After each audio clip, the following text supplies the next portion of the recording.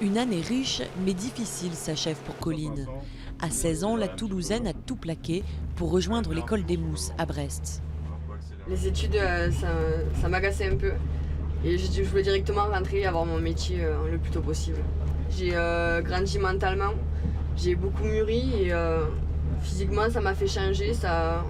Je vois la vision du monde complètement différente par rapport à l'année dernière. Comme elle, près de 200 jeunes intègrent chaque année l'emblématique institution militaire. Fondée en 1856, fermée en 1988, puis rouverte en 2009, l'école des Mousses accueille les élèves dès la 3e.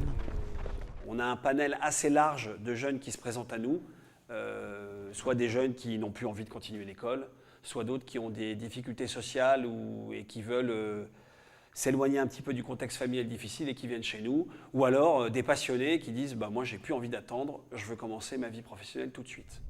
Au programme de l'année d'études des Mousses, formation militaire et maritime, secourisme, mais aussi enseignement académique, des cours de français, d'anglais ou encore de mathématiques. Pourquoi on fait ça? Parce qu'on veut que derrière, une fois qu'ils seront dans la marine, ils puissent continuer à progresser.